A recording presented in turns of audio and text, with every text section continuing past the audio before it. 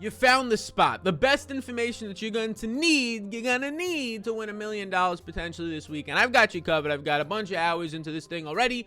Let's start it not now. You're in the right spot. Not now, but right now. So I've got my complete projections, rankings, ownership, everything is done, and I'm feeling really good about this 2-game slate in terms of ways to get different. And it seems pretty obvious, and pretty obvious to you likely, that Mahomes is going to be the best quarterback play on this slate. He's going to be the best quarterback play on this slate by a significant amount, but the price point is indicating that. So Patrick Mahomes for me, yes, obviously everything looks fantastic. He has just torn up not only the regular season quietly with over 25 fantasy points per game, even though there was like a 3-week, 4-week stretch where everybody was concerned about him. He's also torn up the postseason. 400 plus yards and 5 touchdowns in the wildcard round. This past week, he had 4 total touchdowns, 70 rushing yards, and almost 400 passing yards. So it's just week in and week out, and he adds a dimension on the ground now that Josh Allen brought last week that not really anybody else on the slate's going to bring. Jimmy G and Stafford not bring. Stafford maybe get you over his 1.5 rushing yard prop, right? Joe Burrow is not going to be running. Although he wants to run, he's not going to be running all that much, and Mahomes is going to bring that added element, which makes it even better. So yes, Mahomes is going to stand out with his 7-point favorite, 30 implied team total, 5 points higher, projected for almost a touchdown more than anybody else in the slate. Hard to ignore. You all know that, but I'm just letting you know that his chances of being in the optimal lineup are probably nearly 50%. The highest for anybody else in the slate might hit like a 25% number. So just keep that in mind. You get down to Joe Burrow on the opposite side of this game, and he's going to remain in play. He's a fine option. He's just not, I would say, as good as Mahomes. He's a fine option. He's probably going to make the winning lineup around 20% of the times, in my opinion. As a touchdown underdog coming in around a 23-24 team implied total, I think it's okay. I think that they're best served in this game to try and run the ball a lot. You saw 9 sacks last week. They're going to be in the backfield as well. Chris Jones and Melvin Ingram and this Kansas City defensive line, not as good as the Titans, but going to be in the backfield as well. And it's really difficult when that much pressure is coming in to find the downfield passes consistently to a Higgins and a Chase. Maybe it happens once or twice in the game, but consistently to put up a 25-plus point fantasy day. So he'll remain in play. I'm not interested in Jimmy Garoppolo. I apologize. I apologize to his family out there. I apologize to his children, which I do not think he has out there. I think he's going to do fine. The guy's got a lovely face. But I do, if I had to choose another guy, if I had to get away from Mahomes, if I had to choose another guy, I guess I would go to Matthew Stafford at $6,300 against San Francisco. I don't love it, but I like what we're getting in this specific spot for the Rams. If you watch the betting video, you already know, and be sure to check that out after this, how I feel about the Rams. It's the second highest implied team total on the slate. He's cheaper than Joe Burrow, even though Matthew Stafford comes in with a higher pass attempt projection for me, even though he comes in with a comparable fantasy point projection, both of them right around 21 points compared to Mahomes, around 25 for myself. But what you're going to be getting out of Stafford is similar ownership for a cheaper price point and a similar projection. You just save on it. You get the higher team total. It looks decent, right? It looks decent here. He has more time to throw the ball. He's going to have more time to see things open up downfield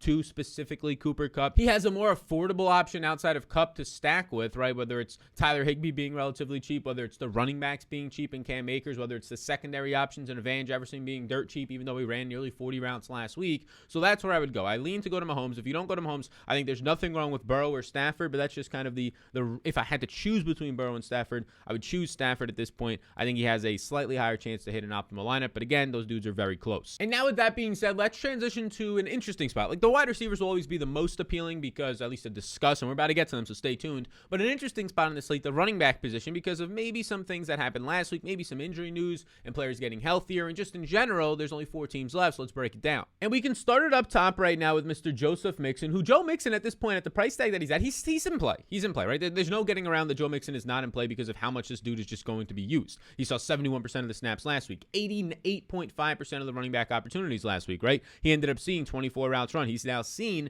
10 receptions over 2 playoff games. Everything looks fantastic. 23 of the 26 opportunities last week. He projects out right now for me for the most fantasy points at the running back position. So he's strongly in play, but I'm not going to put him on here as a yes. And there's a reason why I'm not going to put him on here as a yes. He's also projecting out as the highest owned running back on the slate. And let's discuss this for a second. If he's going to project out as the highest owned running back on the slate, the highest projected, but then we have to start to think about, okay, how can we poke some holes in him? Not just to poke the holes, but he's highly owned, right? He's highly owned. How can we poke holes? How does that fail? This is the thinking, the game theory you have to start to do to yourself. And in my opinion, the ways that he fails is he's a 7-point underdog, right? They get behind in this game, but he only ends up seeing 12 attempts. Maybe he sees his 5 targets still and has a couple of receptions, but even if he sees 16 touches in this game for 80 total yards, even if he finds the end zone and you're somewhere around 15 or 16 fantasy points, is that enough? Do 2 other running backs on this slate beat out that 15 or 16 fantasy point number? And that may be on a good day because, again, He is a underdog in this game. He has a decent team total, not a great, a decent team total, and a significant underdog of 7 points. And he's $900 more than anybody else on the slate as the highest projected own. So that's where I would say he is not a lock by any means because of coming in at 52%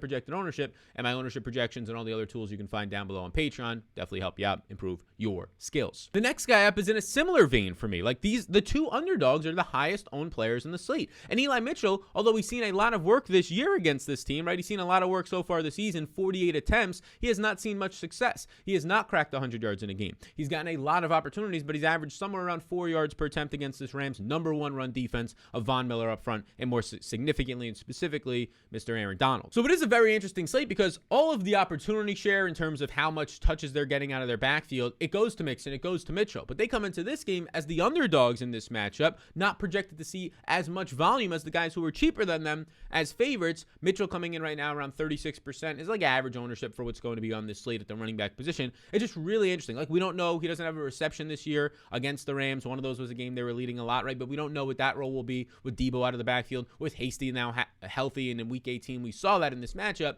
and he didn't get any passing game work, Eli Mitchell. So of course, with that big of volume for both these guys, the double touchdown game is always in play, and it keeps these fellas in play for sure. But I just want to start to figure out where we can save money if you're going to pay all the way up for Mahomes. If we're going to pay up for wide receivers on this slate, like a Cooper Kupp, you have to find it somewhere. And this is where it starts to come into play, this $5,000 range. Not specifically with Clyde Edwards-Helaire. Maybe Edwards-Helaire will start to get healthier. I only have him for around 7 fantasy points. I'm only having Clyde Edwards-Helaire right now for around 30 to 35% of the snaps. I have him as the clear RB2 because Jerick McKinnon has fit into this offense well. Fit into it not only on the ground, but in the receiving game. McKinnon did fumble last week, but just keep that in mind. But he's just so much more dynamic than a Clyde Edwards-Helaire. The guys that I'm really looking at are the favorites, as you usually should. The favorites with the higher team total, yet they're significantly cheaper, in Jerick McKinnon and Cam Akers. Jerick McKinnon and Cam Akers right now are basically my borderline second and third highest projected players on the slate at the running back position, yet they are so cheap. They are my favorite two running backs. You put them in your lineup, they project out well, they have nice team totals. Cam Akers is coming off of a 2 fumble game, which is an actual concern. Like, there's no joke about that. That is going to be a big concern. But Cam Akers also, right? We didn't see him much in week 18. He didn't play in week 10 against this team, so it's kind of unknown what he'll be able to do against San Francisco. But he's coming off of a game last week where he saw 27 touches. Now, not for a lot of yards, only 68 total yards, but 27 touches. He goes over his receiving yard prop last week by going to 20. So I like Cam Akers, who played 81% of the snaps last week. And yeah, I really like Jerick McKinnon. They unleashed McKinnon last week, right? 70% of the snaps. He ends up seeing 17 opportunities, 5 catches, goes over 10 fantasy points in the receiving game alone. And this stat is very important. Running backs in Patrick Mahomes' offenses average 1.3 touchdowns per game. Not below a touchdown. They average over a touchdown per game when Patrick Mahomes is the starting quarterback for the Kansas City Chiefs.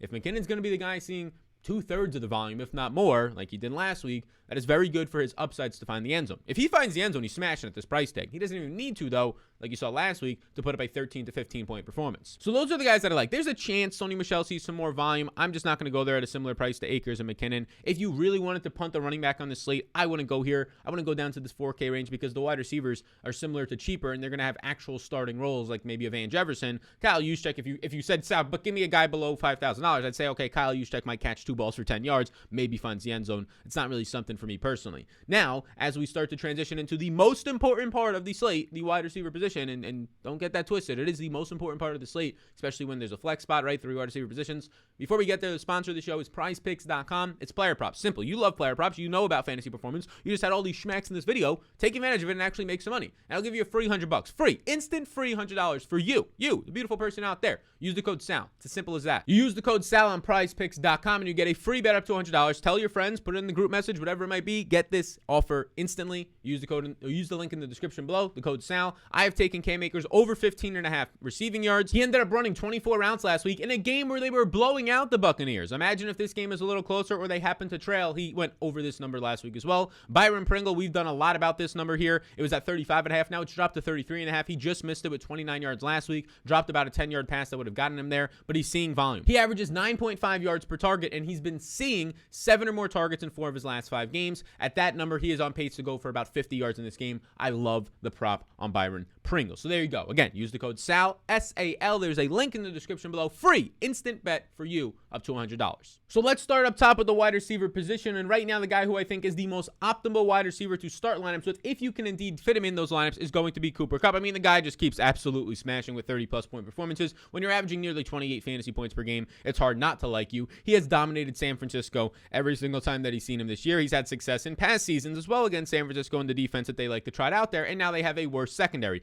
But oh my God, they took Devontae Adams away, and they really didn't. 9 catches for 90+ yards against the Packers. The Packers only had one receiving option, and Adams was doubled most of the games. Cooper Kupp and this Rams team have more than one receiving option, right? They have Van Jefferson to stretch the field. They have Odell, who's coming off of an 8-target game and building chemistry with Matthew Stafford. They have Tyler Higbee, who's had success this season in both games against the 49ers. So you can't put all those resources to Cooper Kupp, especially when he plays out of the slot on 80% of his snaps. You just can't double team the slot, otherwise you're going to get absolutely torched on the outside. So yes, it is very difficult to fit Cooper Kupp, and on a 2-game slate where he scored 26.2 and 29.6 DraftKings points against this team this year on 13 targets and 12 targets, I'd be very scared to not have exposure to Cooper Kupp. Now, the guy who maybe starts to come in as a leverage play in our That One Dude video later in the week, but right now isn't looking like that to me, is an injured lower body injury on Deebo Samuel. That's a concern. Out of the backfield, the Packers kind of showed how to stop this running game to an extent last week. Overcommit a little bit, show that you're not scared of the wide receivers of the Rams, especially when Deebo Samuel is in the backfield, right? This was the biggest thing last week. When Deebo Samuel is in the backfield, you have to account for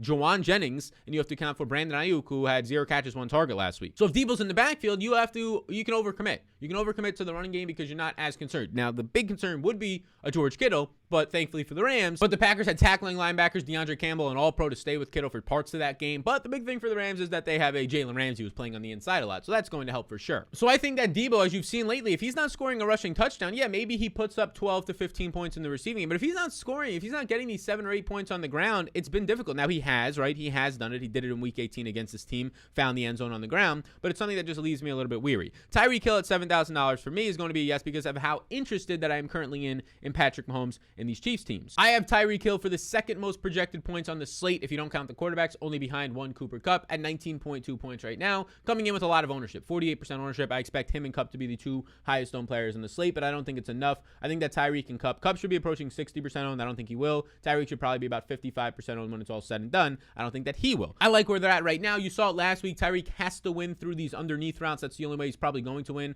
Then this team is going to play 2 high safeties. They have a solid secondary, Cincinnati, so they're going to play guys over top like the Bills are built to do. The Bills built that to stop Tyreek, and it did for the most part, right? Okay, we'll give you 6 catches for 60 yards on the underneath Tyreek. We don't really care until he took one to the house all the way, right? You have to end up tackling. That will help, right? But that's the whole point of this. Keep him in front of you, and that's what the Bengals are going to try and do as well. But like we said coming into last week's video, you can keep Tyreek in front of you, and he can still go for 10 catches, 100 yards, and 13 targets, right? And maybe break one like he did last week. But he doesn't even have to break one to get there because of the volume that he'll still see. So Tyreek is firmly in play, and we did this in the first look lineup video. These Bengals guys look fantastic. Both these Bengals guys look elite, right? You have Ward banged up. We'll see if he's going to be good to go for the Chiefs. Either way, both these Bengals guys look elite. I would prefer T. Higgins for a $1,000 discount. You have Jamar Chase going over 100 yards in each of his first 2 playoff games as a rookie. You have T. Higgins almost getting there in the first half last week and then kind of sputtling out in the second half. I would say after Cooper Kupp, the best wide receiver play on the slate this week is going to be T. Higgins. I don't think he'll be as highly owned either because he's almost in this dead range of the $5,000 range. He'll be higher owned, I think, than Odell and Brandon Ayuk, but he's similar to where those good running backs are. So I think people are going to get their value at the good running backs and then start to go up. And then instead of being able to afford a T. Higgins, and look, he's not going to be low owned. Like I think T. Higgins right now, I have him for 34% owned. But the reason he won't be 50+% owned like a Cooper Kupp and maybe like a Tyreek Hill is because people are going to go to those cheaper running backs. Maybe they go to a $5,000 or a $6,000 tight end range of a play, and then you're going to be sitting here and you're only going to have $4,000 left. You're going to have to play a Van Jefferson. You're going to have to play a McCole Hardman or a Tyler Boyd, and Higgins is going to be stuck in that no man's range unless people just want to build a balanced approach and not go up top. But something tells me a lot of people are going to be going to Cooper Kupp and or Tyreek Hill on this slate. So I think that T. Higgins I prefer over Chase, mainly because of the price savings at this point. But T. Higgins led this team during the regular season in target share. He's a bigger body receiver on the outside. They're both going to have their advantages in this one. You saw Jamar Chase dominate the Chiefs last time out, and everybody saw that in week 17, right, with his 200-yard, 3-touchdown game. So everybody's going to want to be playing Jamar Chase. I have Jamar Chase currently coming in with higher ownership than T. Higgins, which is fine, but he's also more expensive, and they both project out T. Higgins for me 17 points as the best wide receiver value on the slate, and then you end up having Jamar Chase for 18.6 points on my end. We get down now to this $5,000 range where it starts to get interesting. This is where it's like, okay, this is probably where you're filling out your flex spots. How can we get different with our overall lineup build? Are we putting 4 Chiefs in it? Okay, well, now you're probably getting different. Now, how do you get different after that? And this is where kind of your game stacks will identify where I'm going here. If you're playing a Cincinnati and Kansas City game stack, you're playing a bunch of guys from the Chiefs and a bunch of guys from the Bengals to make your lineup unique to take advantage of if that's the game that pops off, which right now it has a 7-point higher team implied total, that is where you want to look in this range. Okay, well, who is on the Chiefs and who is on the Bengals in this range? I see Byron Pringle. I see Tyler Boyd. I see McCole Hardman. I see DeMarcus Robinson, right? As opposed to going to an Odell or a Brandon Ayuk. You want to increase, an easy way to build a lineup and have to choose for yourself is increase your correlation so you can decrease the amount that you have to get right. Now, if you're just looking for one-offs in this range, right, you're just looking for guys to be one-offs in this range, I think the guys that stand out are just a little bit cheaper here. Like, there's nothing wrong with Odell. He's coming off of an 8-target game, but he's not going to be a priority for me. He's coming off an 8-target game in a good spot where you would expect Cooper Kupp to see more attention, but if Cooper Kupp is going to operate out of the slot, it's really hard to put more attention on him unless it's in really crucial moments where you want to waste a double team, which is dangerous when Odell and Van Jefferson are on the outside. Brandon Ayuk coming off of a 1-target game will most definitely not be owned heading into this week, but I find it really difficult to see him having much upside in my opinion. If there was one guy to put a no on, it would be Ayuk. I thought he might be a leverage as the week goes on. It's just not grading out that way right now in my ownership. Like, Ayuk is still grading out for a 20% ownership. I thought he was going to come in maybe at like 12% owned on a 2-game slate, but a 20% ownership for a team that's going to throw in this game 20 to 22 times. He had a decent game out last time against the Rams, but it's just not going to be something. If I had to choose a guy that I didn't want to get to, right? If you're telling me, all right, yeah, you're playing 150 lineups, he's in play, I would prefer Odell over Ayuk. But at this point, if I had to choose a guy to put a no on below this $5,000 range, it's probably Ayuk. These next two guys are firmly in play, but you guys know how I feel about both of them. I like Byron Pringle more. He fits into these Chiefs stacks pretty easily if you want to go to Mahomes, and he's a cheap option for you. He continues to see touchdowns. He continues to see red zone targets. He is by far and away the number 2 wide receiver on this team, playing 76% of the snaps and running 43 routes with 7 targets last week. He ended up playing around 30. He ended up running around 30 routes and seeing 7 targets, tied for first on the team with Kelsey during the Pittsburgh game. And oh yeah, he scored 2 touchdowns. I prefer Byron Pringle here. It really depends on what your overall build is going to be. Tyler Boyd, I've had my gripes about, right? Tyler Boyd, he doesn't find the end zone and doesn't get you there. Shocker, right? Tyler Boyd rarely is going to get you there if he doesn't find the end zone.